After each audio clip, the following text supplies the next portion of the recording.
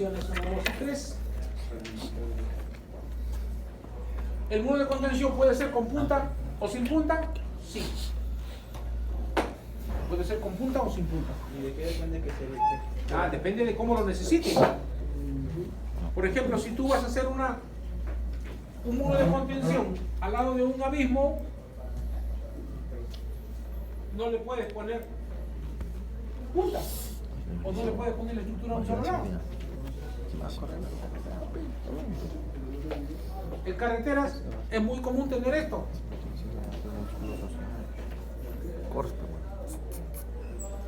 Los dos, Y entonces necesito cortar esto, necesito meter un muro de contención aquí y acá. No voy a hacer esto.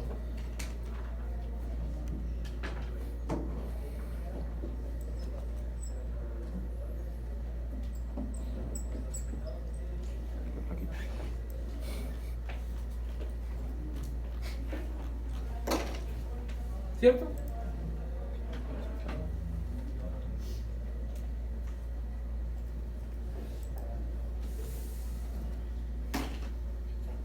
Dos aspectos importantes que hay que tener en el muro de contención son las juntas y el drenaje. Cuando yo tengo un suelo y ese suelo está seco, yo tengo un empuje lateral. Pero si a ese suelo que está seco, ahora le aumento el agua, ahora hay un empuje adicional por el agua. ¿No es cierto? Es por eso que cuando se construye muros de contención, por ejemplo, en carreteras, no se rellenan siempre con el material propio que corto. Si el material que corto es de tipo arcilloso, no lo uso, porque el arcilloso se mete el agua y se va a expandir. Prefiero meterle un granular.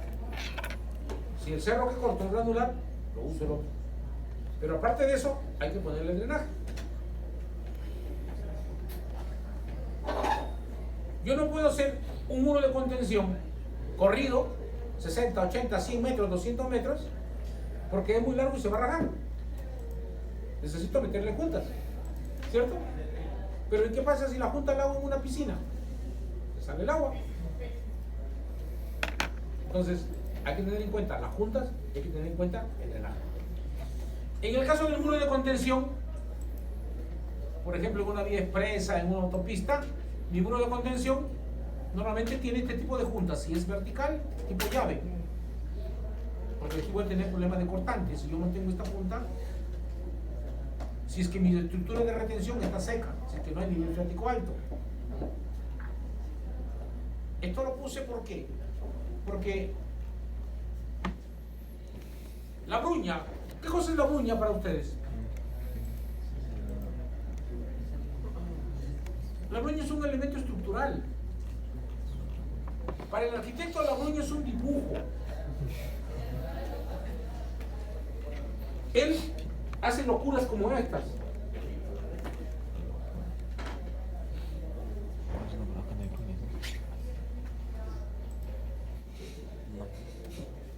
Él dice, por ejemplo, acá está el techo, acá está la viga y acá está el muro.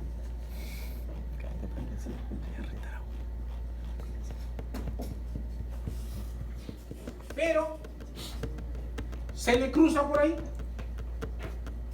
y dice, sí, pero yo quiero que todas las bruñas se vean a 50 centímetros. Entonces manda a tarrajear y hace esto.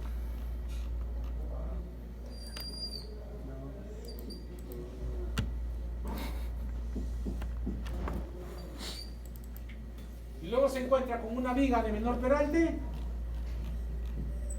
pero como él dice, no, quiero ver que todo esté a 50, también lo manda a tarrajear a 50. Y para él eso está bonito.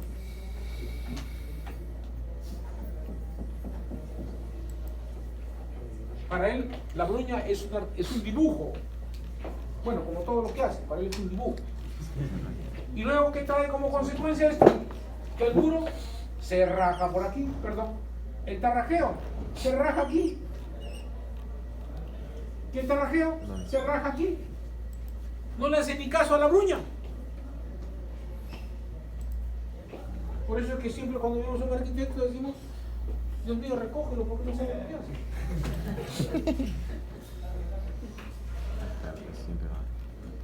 La bruña es un elemento estructural. Si es que yo tengo que bruñar esto, pues yo lo voy a bruñar aquí. Si yo tengo que bruñar esto, yo lo voy a bruñar acá.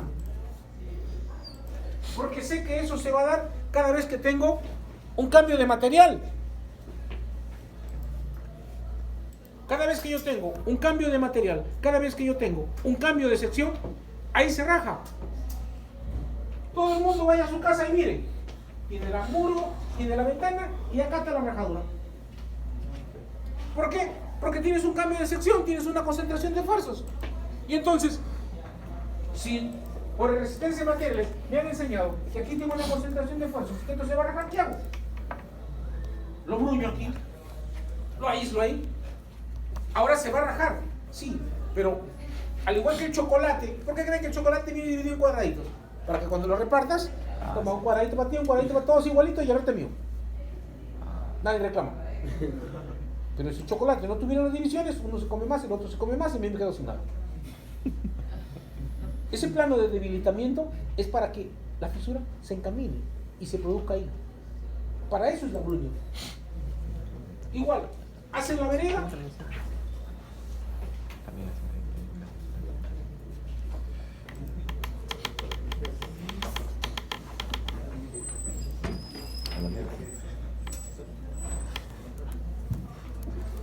A este lugar.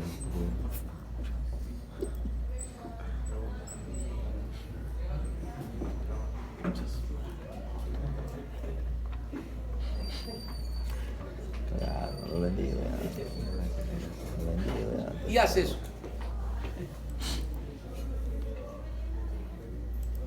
Y luego, la vereda se raja. ¿Dónde se va a rajar? Se raja aquí. Y encima cuando la miras en planta, la rajadura, como no tiene un plano de fight, está por aquí, por allá, así se zafarrete. Parece cuando recién estás aprendiendo matemáticas. La bruña no puede ir ahí. La bruña necesariamente tiene que ir ahí. Porque como tengo un cambio de sección, ahí está la concentración de fuerzas y ahí se va a rajar. Y la bruña la pongo para que me disimule esa rajadura. Ahora le pregunto, ¿y para qué pongo el sardinel? ¿De adorno? ¿Para cobrar? ¿Para qué pongo el sardinel?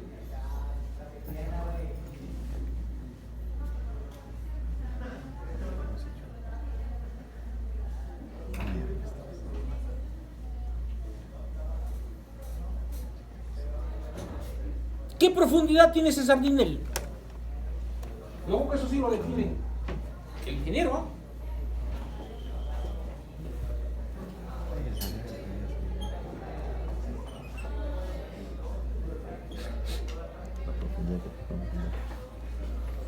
¿Cuál es la finalidad del sardinel? ¿Para qué lo pongo? ¿O no lo pongo? ¿Para cobrar? ¿Para cobrar encofrado? ¿Para qué lo pongo?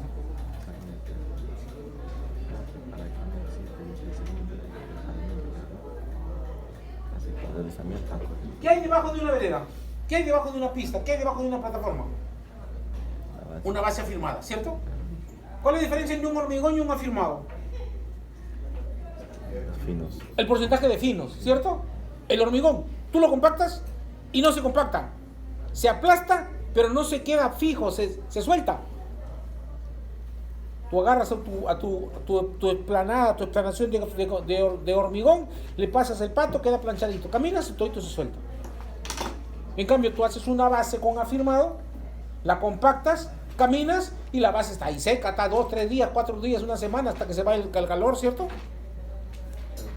La diferencia es el porcentaje de finos. Y que esos finos sean cohesivos, que sean del tipo arcilloso.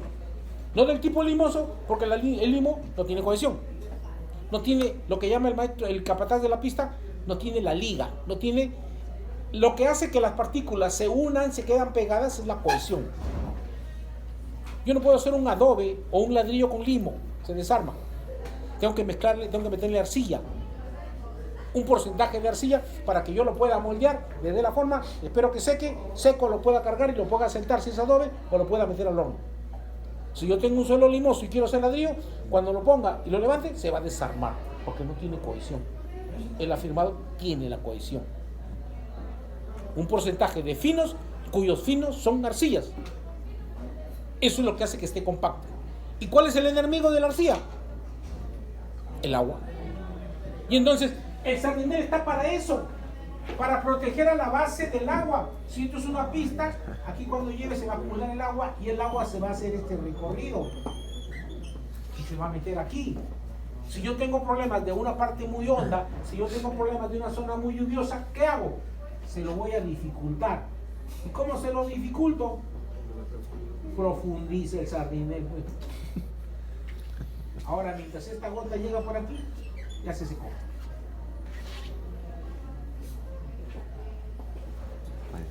Para eso es el sardinel. Es una medida de protección. Cuando uno dice, vamos a hacer obras de prevención contra el fenómeno del niño. Ah, ¿cómo están los sardineles? Está muy arriba, profundizar. Quiero proteger la casa contra la lluvia. Todo el costado, por ejemplo, un colegio, una posta médica que tenga un local ampliazo que tiene jardín. ¿Al costado hay un jardín? ¿Y está en altura? No. Ah, pon una vereda perimetral, todo el contorno con un sardinel inmundo. Para que el agua tenga dificultad para llegar. Para eso es el sardinel. Y la bruña está para qué? Para encaminar la pintura. Entonces, por eso lo puse.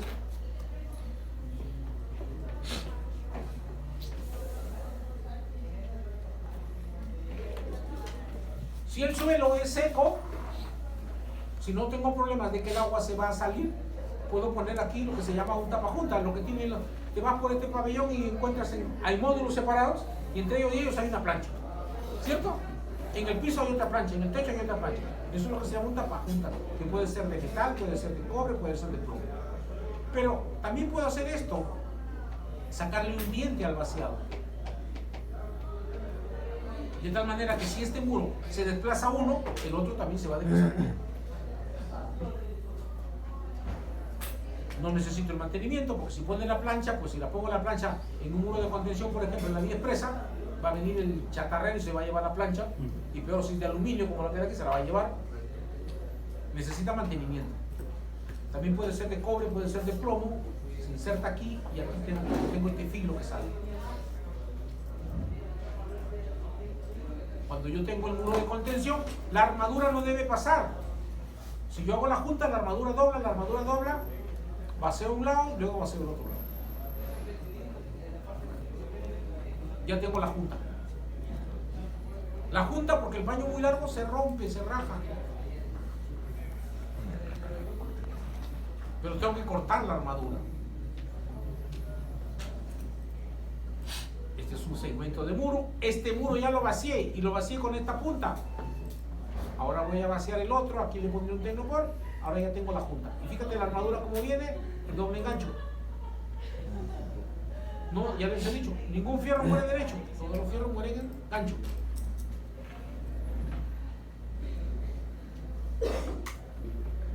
Pero ¿qué pasa cuando esa estructura es una estructura de retención? Cuando es una piscina, cuando es un sótano, cuando es un canal, aparece esto que se llama el water stop. El water stop es una cinta bastante ancha, 6 o 8 pulgadas, que se vende por rollos y se coloca en la junta. Ya no dejo el diente, sino dejo esto. Es de jeve, es de plástico, es de plomo. Ahí está, en una junta horizontal.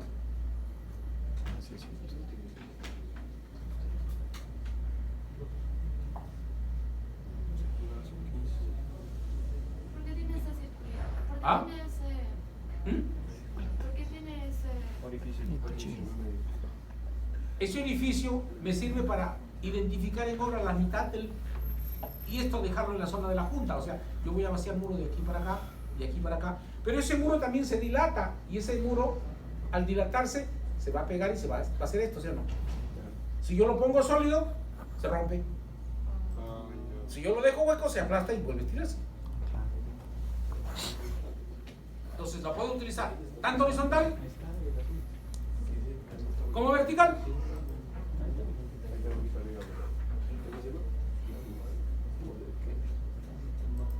Water stop se llama. Y viene de 6, de 8, de 10 pulgadas.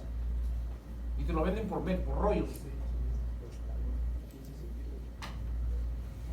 Entonces ese es el que utilizo cuando tengo una piscina, cuando tengo un canal, cuando tengo un sótano con nivel freático alto.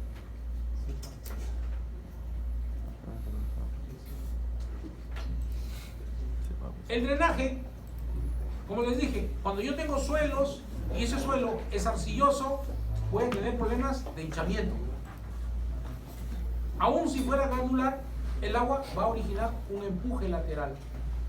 Entonces, este relleno al costado del muro, que es el tras 2, hay que rellenarlo con material granular y prever llorones o lloraderos, 1 o 2 dependiendo de la altura del muro, y debo prever ductos de drenaje, que no son otra cosa esto que son tubos perforados. Un tubo plástico al cual se le hacen huecos en la mitad. Si este es el tubo, a la mitad superior le hago huecos. Y la mitad del fondo no le hago huecos, sino el agua se sale. Se le hace a la mitad de arriba y este me sirve como canal para llevar. Ese drenaje también se utiliza cuando se hacen piscinas. Uno de los principales problemas cuando se construyen piscinas es que aparecen filtraciones en el concreto. Por mucho premezclado que tengas, te va a salir filtraciones porque son baños largos. Ojo, digo filtraciones, no cangrejeras. Estamos hablando de pequeños poros. Y entonces se recomienda cuando se hacen piscinas que debajo de la piscina se coloquen estas zanjas drenadoras. O sea, si yo tengo el fondo, creo que tengo una foto de la piscina. No tengo la piscina, la tenía creo que en la anterior. La tenía en la anterior, aquí en esta bastante. Yo tengo el fondo de la piscina, una piscina que normalmente tiene 25 por 50 de largo, y a todo lo largo lo que hago es, les cavo zanjas. Yo tengo aquí el fondo de la piscina.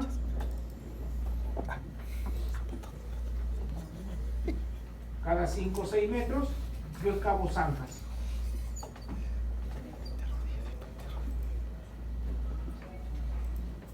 ¿Zanjas para qué? Este es el fondo del suelo. Para llenarlo esto de grava y aquí meter el tubo perforado.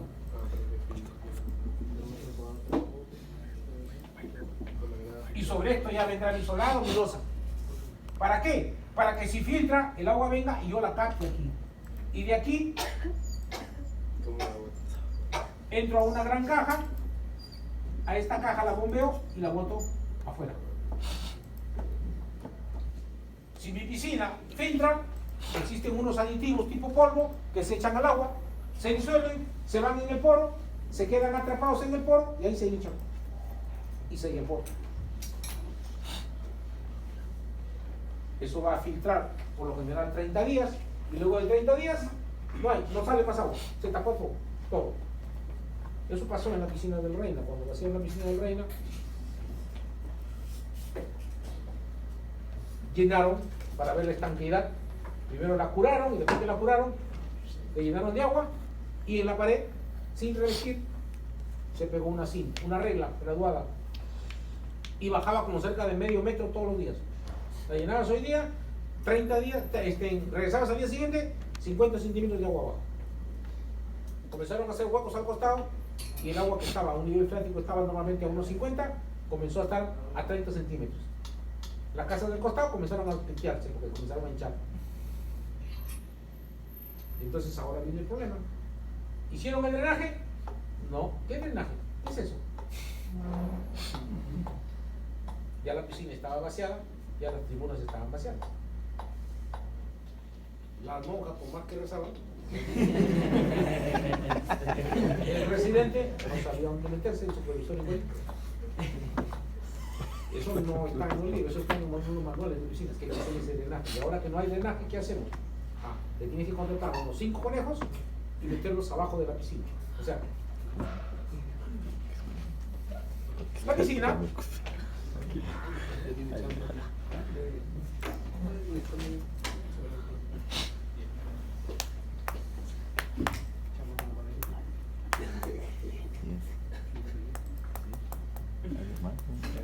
parte. Tres de 20.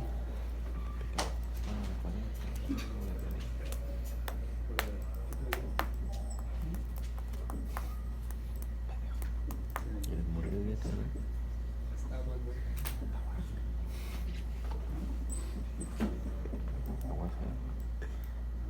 Y como esta parte de abajo de las tribunas es muerto, en algunas partes esto se utiliza como depósitos, también se utiliza como baños.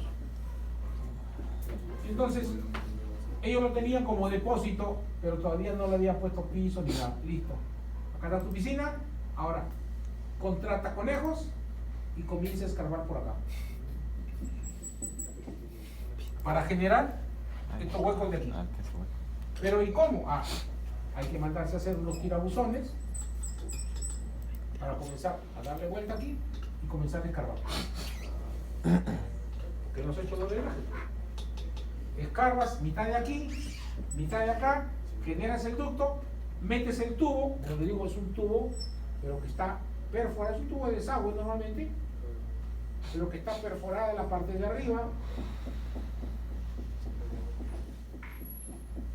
La parte de abajo no.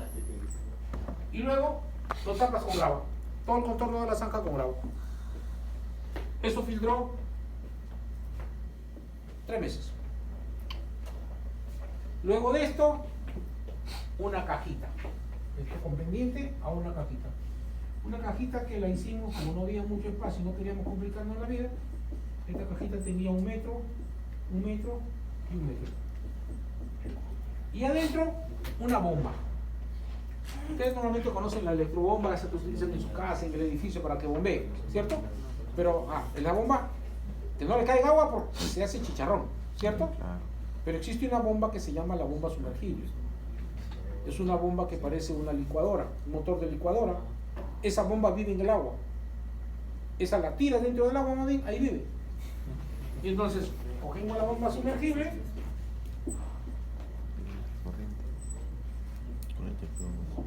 Y de aquí se acumulaba, tenía su automático y bombeábamos afuera. Con su automático para que suelte control y listo. Cada semana íbamos a chequear, 3 meses, ya no checaba nada. Se acabó la filtración. Recién que pasa la filtración, ahora recién puede revestir. Porque si no hay que curar. Hay que parchar, hay que ver, por eso te digo, son filtraciones, no son cangrejeras. Ahora, a veces no es por la cangrejera, es por el accesorio.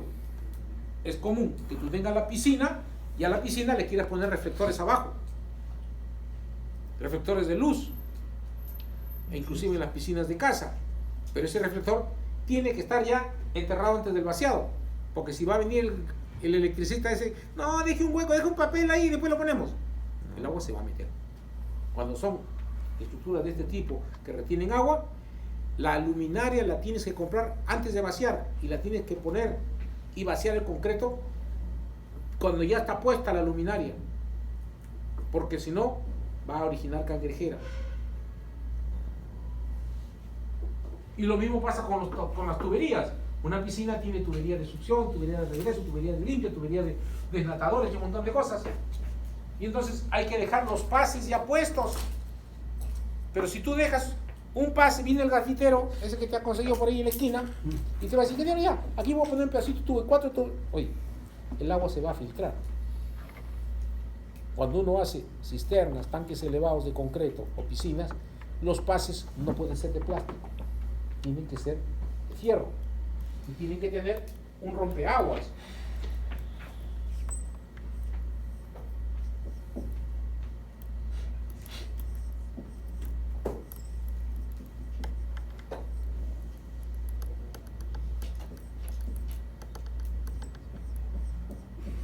Esto es una plancha.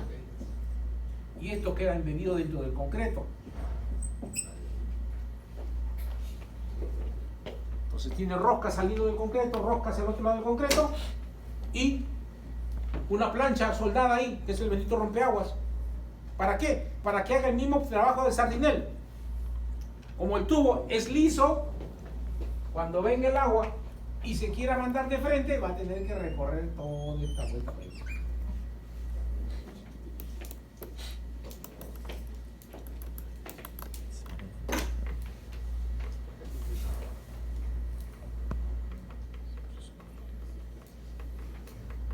Eso se hace en cisternas, en tanques elevados de concreto. Ahora ya no se hace mucho en tanques elevados de concreto porque se utiliza más los rotoplas, solamente es la plataforma. Las cisternas todavía se siguen haciendo de concreto, aunque también se hace el cajón y se mete ahora el rotoplas adentro. Se conectan en la base nomás. Y en el caso de piscinas sí se sigue manteniendo. Ingeniero, Dime. esa para la piscina del Reina, el tiempo que llegaría a durar los tubos que usted colocó, iban de la mano con el motor que había sumergido, ¿no? Claro, o sea, primero hago la zanja de drenaje, luego hago la zanja de drenaje, luego coloco el tubo, coloco la grava alrededor y los jalo hacia la caja. La caja hasta ahorita existe. No, pero o sea, me refiero a que cuando ya la caja ya no tenga uso, se tiene que volver a cambiar todo. No, porque la caja se ha quedado hasta ahorita. Eso el Reina tiene por lo menos ¿cuántos años? Tiene por lo menos 15 años. La piscina tiene por lo menos 15 años. Y entonces la caja se hizo y los tubos de drenaje se hicieron y se quedaron ahí hasta ahorita. Lo que pasa es que ya no drenan nada. La bomba sí ya la sacaron, pero ya está seco, ya no filtra. Como te digo, filtraba por poros. ¿Y filtraba por qué? Porque habían hecho una punta de construcción. Habían vaciado el muro hasta la mitad y se fueron hasta el día siguiente a vaciar la otra mitad. Y entonces quedó poro en la junta de construcción, por más que le metieron. No le pusieron el water stop en el horizontal, le pusieron nomás el secador y filtró. Entonces, cuando tienes un poro de ese tipo, como te digo, ¿cómo lo curas ahora? Si lo vas a picar para meterle un aditivo, el hueco se hace más grande, la filtración se hace más grande. Entonces hay unos polvos que se echan en el agua y tapan. Son unos aditivos en polvo. Por ejemplo, ustedes no saben, cuando tu carro está que gotea el radiador, ¿cómo lo calmas? ¿Ah? Sibarita. Le echas sibarita, le echas mostaza en polvo, le echas dentro del radiador y tapa el hueco. Así como eso, hay unos aditivos que se echan en el cemento. Se meten y se quedan atrapados dentro de la burbuja, dentro del hueco del poro, y luego se expanden y tapan. El mismo concreto. Cuando te han enseñado el concreto, ¿qué te dice? Tú lo humedeces y el gel se moja superficialmente.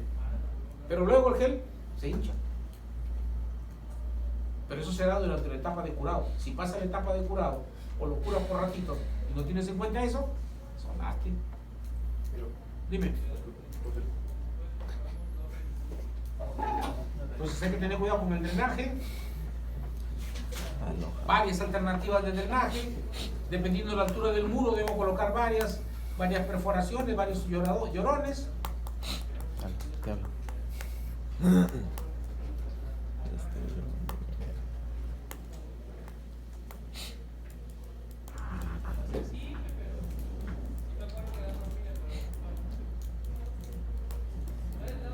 ¿Qué fuerzas actúan en los muros de contención?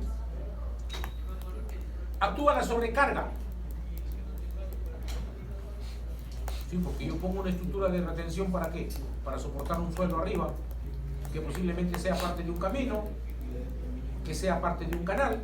Todo canal tiene un camino de mantenimiento, ¿cierto? Que no estará asfaltado, pero necesita por ahí que pase la camioneta de inspección, que pase tiene sobrecarga. Si yo tengo un paso de nivel, tengo sobrecarga arriba y tengo sobrecarga abajo.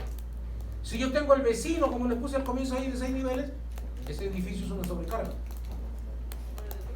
Tengo el peso de los materiales del relleno o del suelo que está encima del muro, tengo el peso propio de la estructura, el empuje, los efectos sísmicos.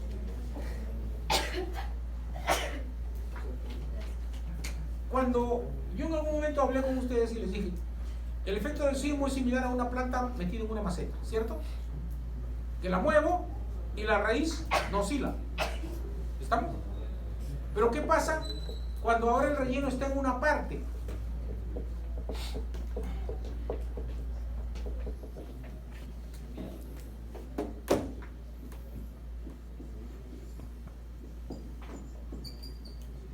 Acá el relleno está por los dos lados. Pero si yo tuviera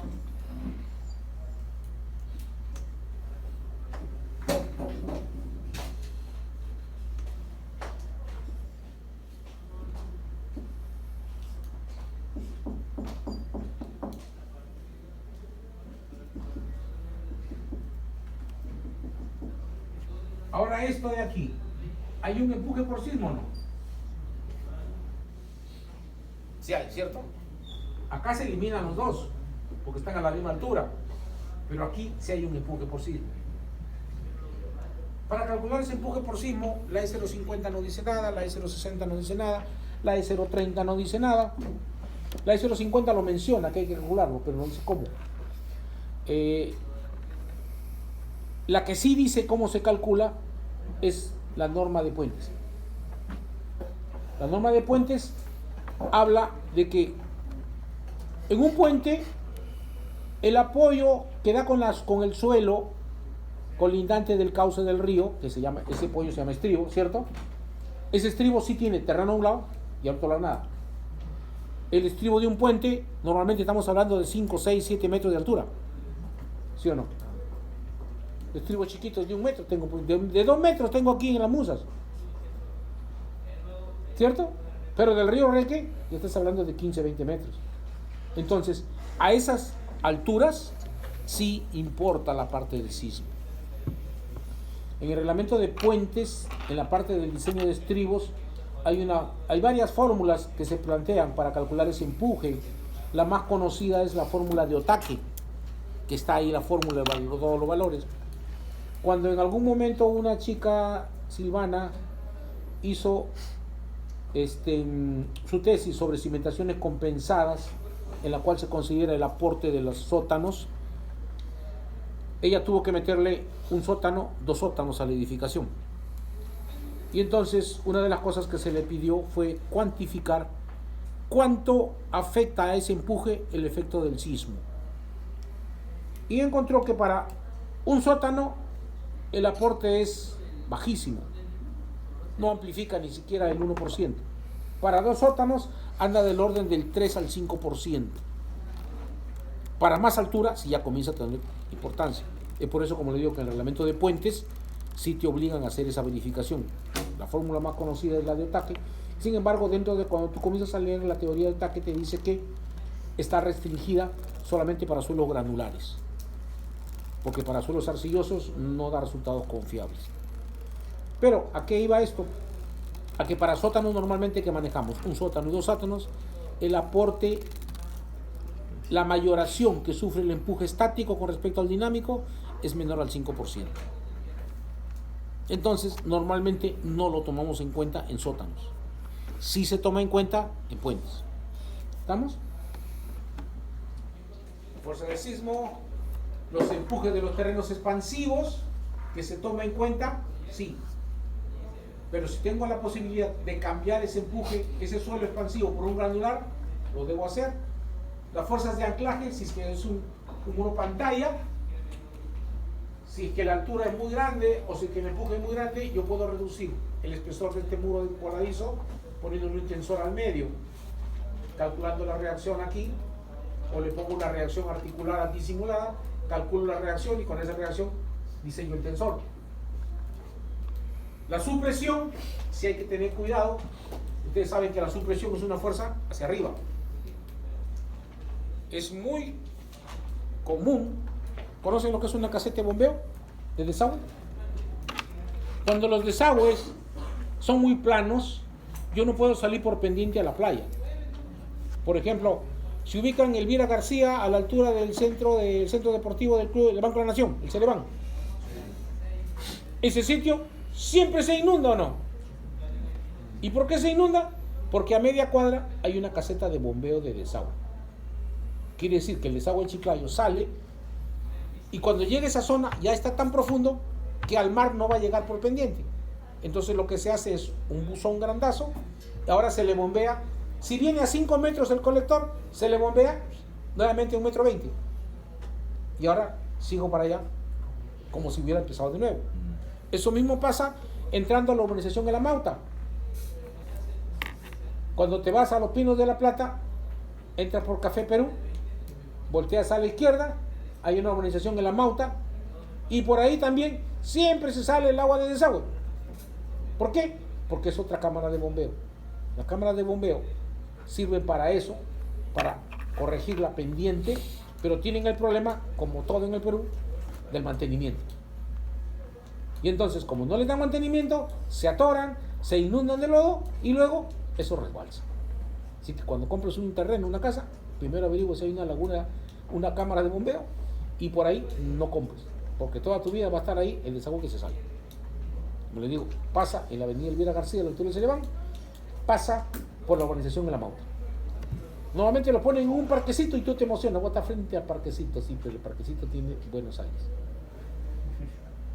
Entonces, esas cámaras de bombeo están pues para levantar el buzón, la cota de la rasante que viene 4,5 y subirla a 1,20. Eso implica que mucha parte de mi estructura va a estar metida en agua, porque el nivel freático anda 1,50 m, 1,80 m. Entonces voy a tener un problema de empuje hacia arriba. Y a veces ha ocurrido en varios casos que comienzas a vaciar la cámara de bombeo, vacías todos felices, cuando ves al día siguiente está flotando. El agua, el empuje del agua ha sido tan fuerte que el peso de la estructura la levantaba hacia arriba. ¿Y ahora cómo la bajas? Por eso es que las cámaras de bombeo tienen una técnica tanto de diseño como de vaciado. Se vacía primero los contornos y luego se va excavando y yéndose hundiendo. Y luego vacías el fondo. Entonces ahí hay problemas con la supresión. Controlo esto si es que manejo los niveles freáticos abajo, el drenaje que les hablé y la fuerza de rozamiento entre la base y el.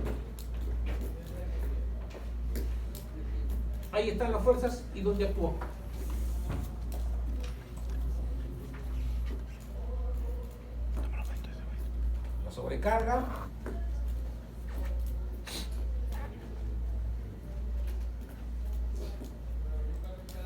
La sobrecarga, el empuje del suelo, el peso de la tierra, la reacción del suelo, la sobrecarga, la supresión, los empujes laterales.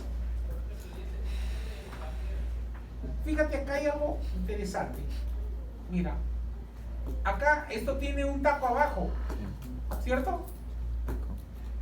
Pero mira, este empuje solamente aparece en el taco, el activo, el pasivo.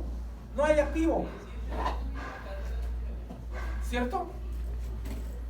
Empuje activo no hay, solamente hay pasivo. Por eso te decía, este taco es opcional y lo utilizo cuando yo necesito fuerzas hacia acá, que eviten el deslizamiento. Mientras este muro en este sector tiene empujes a un lado y empujes al otro lado, en el taco solamente tengo en la parte pasiva. ¿Estamos? Dime. ¿Qué significa empuje pasivo? ¿Quién sabe quién es el activo y quién es el pasivo?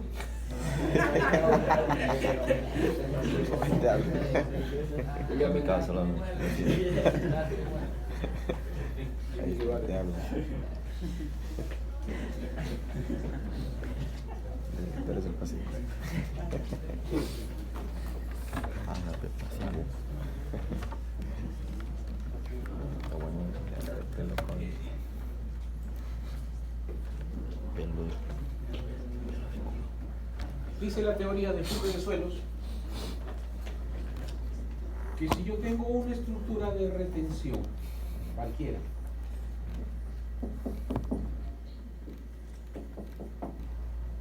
tengo una estructura de retención ahí, y si es que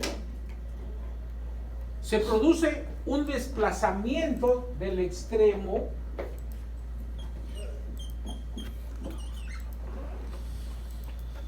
¿qué va a ocurrir?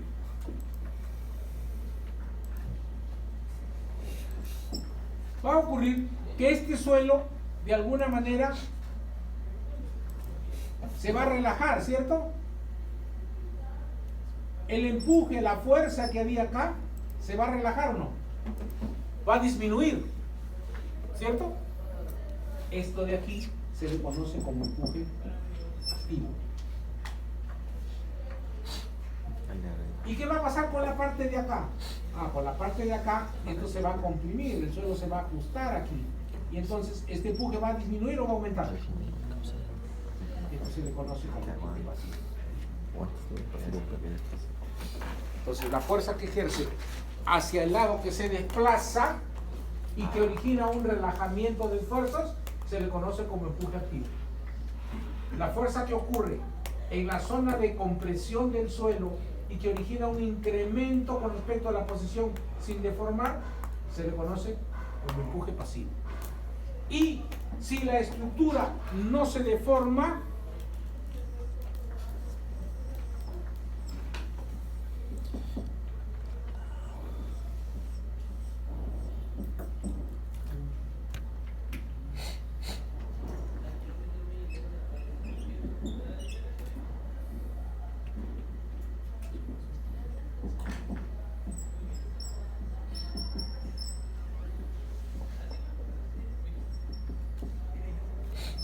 si la estructura no tiene posibilidades de desplazarse, aparece lo que se conoce como el empuje en reposo. Esto está asociado a un factor K sub P, esto asociado a un factor K sub A y esto asociado a un factor K sub C. Activo, pasivo, reposo. Por eso cuando les hice por aquí el sótano,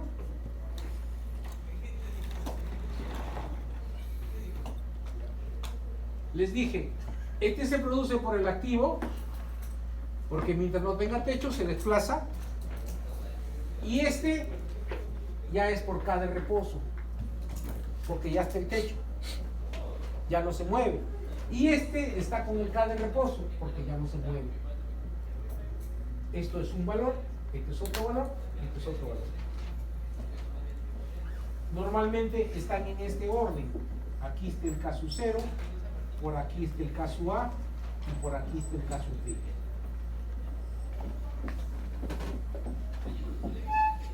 Y además el K sub A es el inverso del K sub B. Quiere decir que si el K sub A vale 0.33,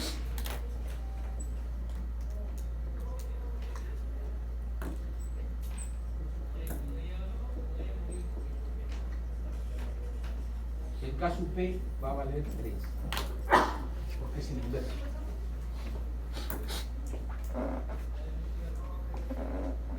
Y el K sub 0 está en este rango.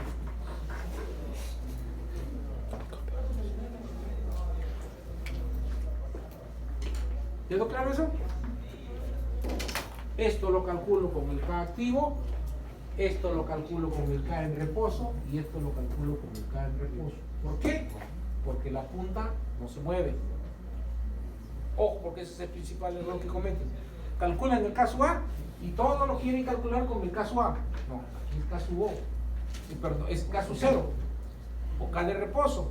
Y da la cosa de que el K sub 0 es un valor mayor que K sub A. Si esto me sale por decir 0.33, esto me sale 0.7, me sale 0.8. Y el empuje es mayor.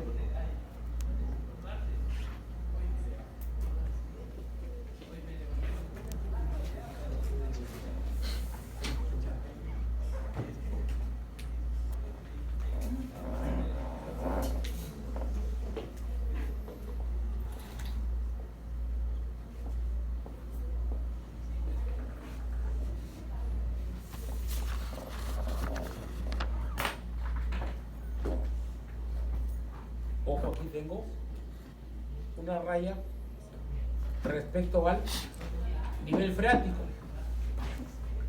Un mismo tipo de suelo, pero tengo una presión hasta antes de que el suelo se sumerja. Y después que el suelo se sumerge, ahora aparece un peso específico diferente, ¿cierto? Porque el peso específico sumergido saturado es diferente que el peso natural, el peso específico natural. Y aparece el empuje hidrostático, el empuje del agua, que por estática y por mecánica de suelos, ya ustedes saben que el hidrostático es peso específico por profundidad, ¿cierto?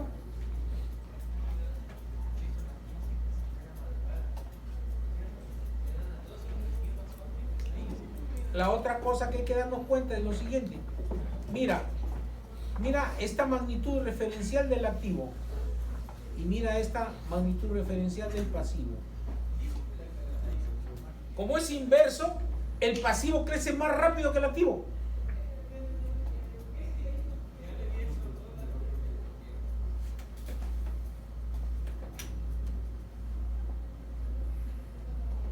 Para calcular los empujes existen un montón de teorías. La más común, la que todo el mundo usa, la que utiliza todos los software, es Rankine.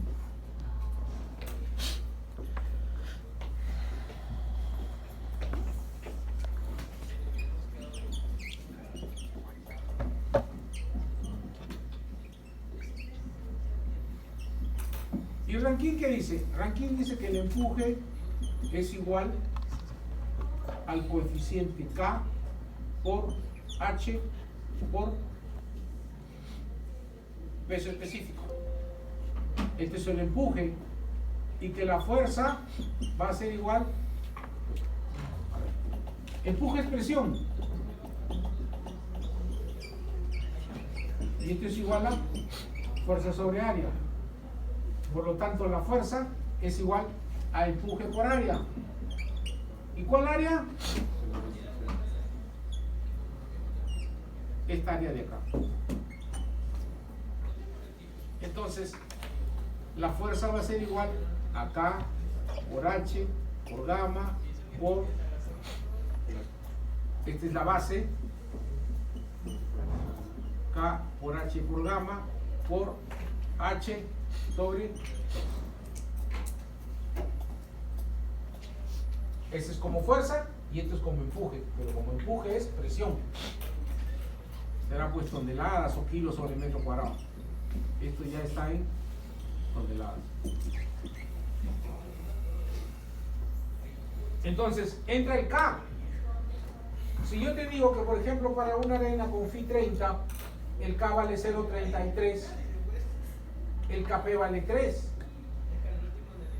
Entonces, este crece mucho más rápido que este de acá.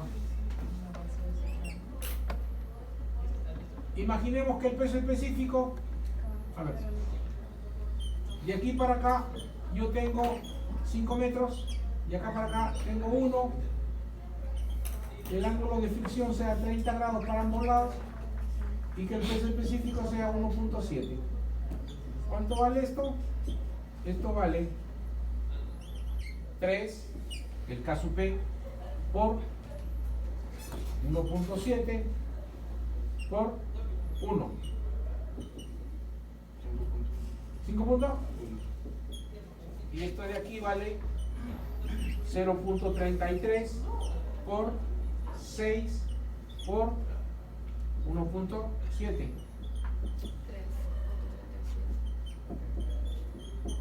Este es toneladas sobre metro cuadrado y este es toneladas sobre metro cuadrado. Ya vieron, este en 1 metro, mira cuánto ha crecido. Y este en 6 metros ha crecido de 100 metros. El pasivo crece más rápido. Eso no quiere decir que hay más pasivos en el mundo. Eso quiere decir que cuando yo hago mi estructura de contención y le coloco un taco aquí abajo, este va a subir rápido. ¿Cierto? Porque el que sube es el pasivo, por acá no tenía. Acá está, ¿ves? Hay este no hay.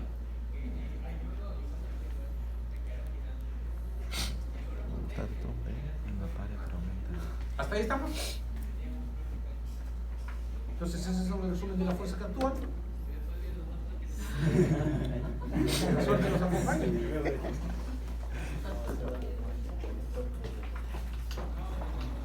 Cuando uno analiza los muros de contención, te vas a encontrar con que hay que solucionar como responsabilidad del estructural.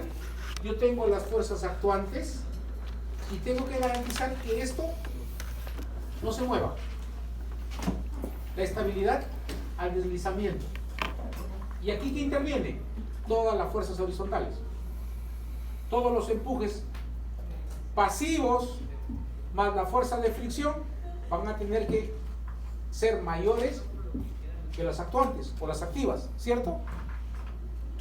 Existe también la posibilidad de que esta estructura rote y cuando quiera voltearse lo va a hacer alrededor de este punto O. Entonces tengo que chequear una estabilidad al volteo. Yo voy a tener de todas estas fuerzas, fuerzas que van a originar un volteo y fuerzas que van a originar que se estabilicen. Por ejemplo, si yo analizo un momento aquí, este empuje pasivo tiende a estabilizarlo, ¿cierto? Este peso propio tiende a estabilizarlo. Este peso de este suelo tiende a estabilizarlo. Esta sobrecarga tiende a estabilizarlo. Este empuje tiende a voltearlo, ¿cierto? Cada una de estas fuerzas multiplicadas por su brazo voy a tener momentos volcantes, momentos estabilizantes. La división entre ellos me va a dar lo que se llama el factor de seguridad. El factor de seguridad. ¿Qué es el factor de seguridad? Es la división entre las fuerzas o momentos resistentes y las fuerzas o momentos actuantes. Si eso es mayor que 1, si eso es igual a 1, ¿qué quiere decir? Que esté en equilibrio, ¿sí o no? Si el factor de seguridad me sale 1, la estructura está en equilibrio. Si me sale mayor que 1, tengo la seguridad de que no se va a voltear. Si me sale 1, al mayor error que yo haya cometido o que una de las cargas se incremente, corro el riesgo de que se voltee. Si es menor que 1, eso es inestable. Por lo tanto, yo tengo que garantizar que ese factor de seguridad salga necesariamente mayor que 1. Pero ¿cuánto más? La norma me lo va a decir. Entonces yo tendré un factor de seguridad al deslizamiento, un factor de seguridad al volteo y un factor de seguridad al hundimiento. Cuando veía cimentaciones, yo chequeaba este, ¿sí o no? Que las cargas no superaran el neto. ¿Cierto? Porque si lo superaban se estaba hundiendo y tenía que corregir dimensiones. ¿Sí o no? Aquí pasa lo mismo. Esto ya lo hemos visto en cimentaciones. Estos dos son los nuevos. Acuérdate que cuando vimos cimentaciones había cimentación rígida y flexible, ¿cierto? Y entonces, igual, yo voy a tener acá abajo o una distribución de presiones así o una distribución de presiones diferente, dependiendo de qué, de este espesor. Por lo tanto, se tiene que cumplir también que este espesor, si mi diseño lo voy a tomar así, se tiene que cumplir que este espesor sea mayor o igual que la longitud del vuelo entre 2. Lo que hacíamos en cimentaciones. ¿Cuánto era esta cimentación, este peralte para que la zapata sea rígida? La longitud del vuelo entre 2. Entonces yo tengo que chequear que esta altura sea... Porque si esto no se cumple, no quiere decir que no lo puedo diseñar. Lo que pasa es que ahora Tú de vuelo. tengo que meterle resortes abajo. Y la hago flexible. Si tu peralte es menor que la mitad del vuelo más largo, le tengo que meter resortes. ¿Estamos de acuerdo? Entonces voy a tener que calcular. La norma es 0.20. Me dice que los factores de seguridad para el deslizamiento es 1.25 y para el volteo 1.50. La norma de suelos es 50 antigua, no me decía nada y por lo tanto yo aplicaba lo que decía la E020. La norma E050 2018 sí dice cuánto debe ser.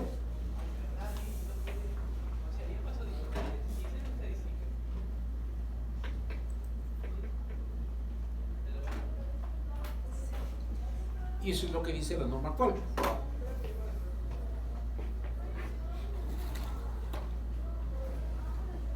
Dice diseño de muro de contención debe cumplir con los siguientes factores de seguridad mínimos. Estabilidad interna, condición estática, 1.50 por volteo y por deslizamiento. Condición pseudodinámica, si considero el empuje, lo que le digo, la fórmula de ataque, 1.25 para el volteo y por deslizamiento. Se supone que, al igual que cimentaciones, yo sacaba el área sin sismo y con sismo. Aquí también tengo que chequear que ese factor de seguridad se cumpla con sismo y sin sismo. Y si ya les expliqué que en esa tesis de esta chica Silvana, ella hace para 2 sótanos y encuentra con que el factor en el cual se mayor el empuje es menor que el 5%, ya sé que la condición crítica me la va a dar el estático. Y por lo tanto mi preocupación va a ser el 1.5. Si tengo alturas mayores de 5 o 6 metros, ya debería comenzar a chequear la fórmula de ataque para ver cuánto me da y chequear los dos. Pero de los dos, tengo que tomar las dimensiones que me cumplan las dos condiciones. Ahora dice ya 1.50, tanto para volteo como para el deslizamiento. Por lo tanto, la S90 ahora se queda de lado. Antes la tomaba en cuenta porque no había.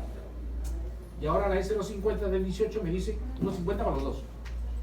Al deslizamiento y al volteo.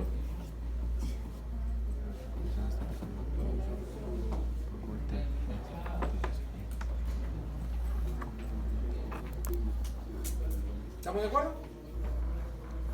¿Hasta ahí alguna pregunta? ¿Qué me queda? Me queda hacer un resumen muy simple de Rankine, de la teoría de Rankine, calcular algunos empujes laterales con 2 estratos, con un estrato o 2 estratos con agua, calcular la equivalencia con sobrecargas, cómo calculo los empujes por sobrecargas y meter a chequear estabilidad de un muro. Eso ya lo veo mañana porque en el tiempo que me queda, 4 o 5 minutos, no creo.